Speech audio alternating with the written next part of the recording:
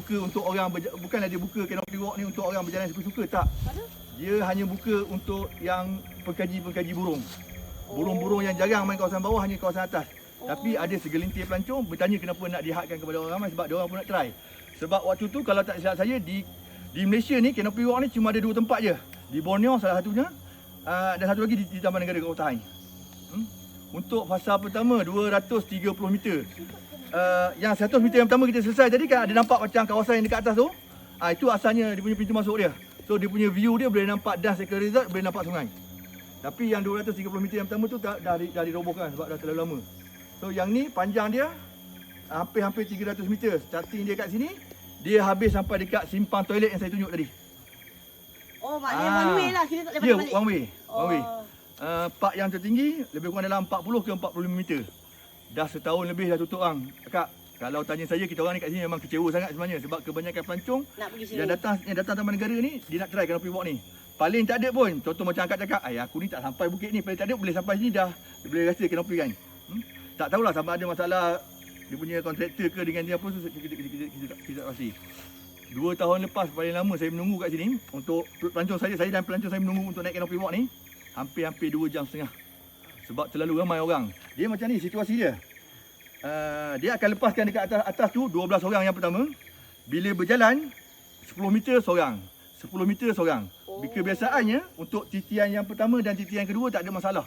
Masuk titian yang ketiga, dia nampak dah dia punya jarak ketinggian tu. Tu ada yang menangis, ada yang patah balik. Kalau tanya saya, yang menangis tu dah normal. Dah normal dah Kak. Ada biasanya yang jadi problem kita kat bawah ni bila yang kena patah balik ke belakang. Ada yang menunggu sampai 3 jam setengah pernah menunggu ini. Dah nunggu lah. Kalau bawa anak saya ni, dia memang confirm tak jalan. Tak boleh. Tak boleh. Gayat ya? Gayat. Tapi di Kota Hain ni kita dah ada yang baru. Dah siap sepenuhnya, dah hampir 2 tahun dah siap. Kalau tanya saya, antara yang lama dengan yang baru lebih menarik. Kita orang kat sini kita orang dah try dah. Bila boleh naik? Bila boleh naik Kak? Saya tak ada jawapan. Last saya tanya dia orang cakap itu hari sepatutnya bulan 2 dia orang buka. Tapi sekarang ni pun belum buka lagi. Itu kalau tanya saya bila buka, itu saya tak ada jawapan untuk tu. Eloklah. Cantik lah. Elok tu saya tak tahu pasti. Mungkin ada kerosakan sikit sebabnya dia tak buka itu. Pak lama kat biar kan? Yalah. Panjang dia hampir 1 kilometer. Hampir jauh. 1 kilometer je. Jauh. Lagi panjang daripada ni lah. Lagi panjang.